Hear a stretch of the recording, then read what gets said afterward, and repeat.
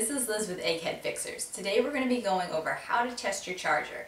The reason why we're going to be going over how to test your charger is it can cause symptoms like, for example, if your battery won't charge, your computer turns on and then off, your computer won't turn on at all, or it freezes. Last three problems of it freezing, won't turning on, or turning on then off.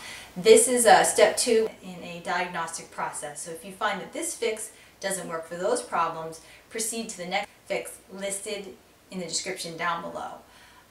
Also, if you find that you don't have the tools necessary to do this repair, not the end of the earth.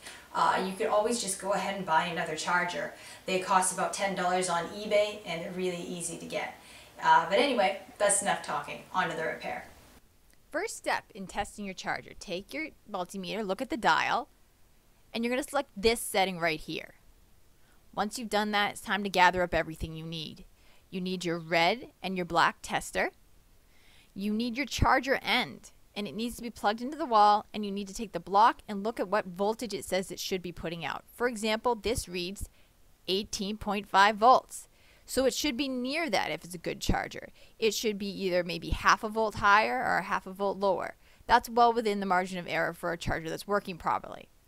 Because if it's too high, it won't work. If it's too low, it won't work. Now you're going to take your black tester and you're going to set it on the outside of the charger. And then you're going to take your red tester and you're going to put it on the inside. Now, that red tester needs to try to hit that gold post on the middle of your unit. And that's how you'll test it properly. Once you hold this, the multimeter should read volts. And for example, this one says 19.04. Within the margin of error, that's correct for this charger. So this is a good charger. And this is an example of a bad charger. For 18.5, it should be significantly higher reading. And that's how you test your charger.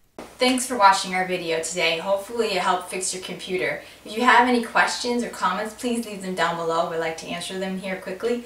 If you found this video in any way helpful, please like and share. If you like do-it-yourself computers or you like being able to ask people who know what's wrong with your computer for free, go ahead and subscribe. And from one egghead to another, this is Liz signing out.